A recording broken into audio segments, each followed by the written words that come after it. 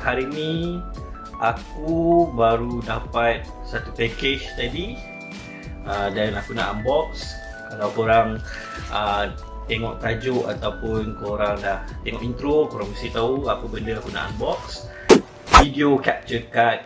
So dari apa yang aku baca, dia boleh capture game play korang daripada macam apa aku nak guna untuk Nintendo Switch, 1080p 60 fps. So aku nak cuba achieve benda tu. Kenapa aku pilih untuk beli yang ni? Sebab dia lebih murah daripada brand yang lain macam Elgato. Kalau korang search video capture card, orang akan suggest mostly untuk beli Elgato. Tapi Elgato terlalu mahal lah. Mungkin kalau aku buat sebab boring masa MCO ni je, probably selepas ni, selepas habis PKP, aku dah tak guna lagi benda ni. So rugi untuk aku invest dekat sesuatu yang mahal macam Elgato. So benda ni aku beli dengan harga RM250 macam tu, sekali dengan shipping. Jom kita unbox.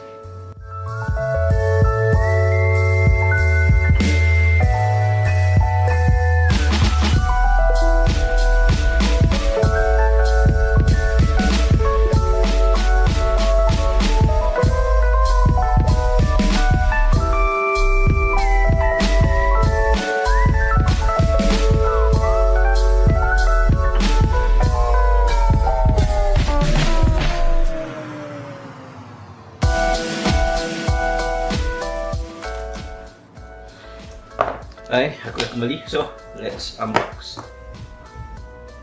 Ini seal yang macam tak ikhlas je. Okay. Oh, kecil je benda dia. Okay.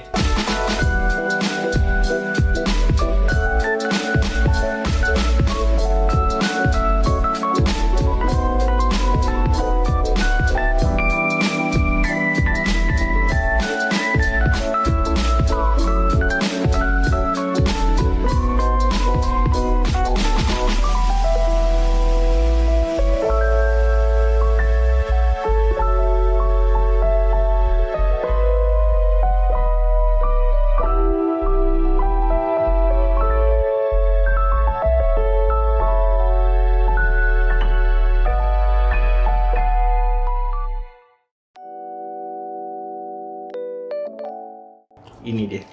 So jom kita tengok.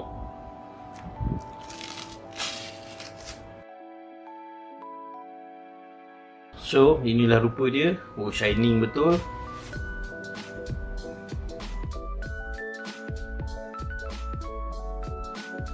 Easy cap dia tulis. So apa yang ada ialah dia ada satu port USB. Lepas tu dia ada port mic.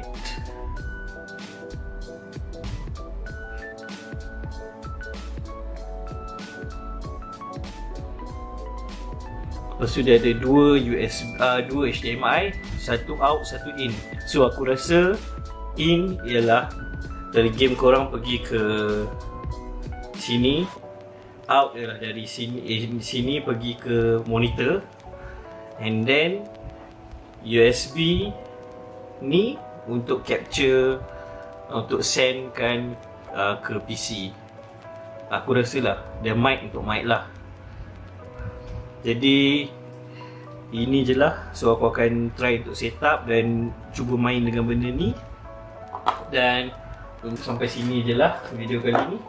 Dan nantikan video aku yang selepas ni untuk kita tengok macam mana kualiti video recording dan juga senang tak nak set up.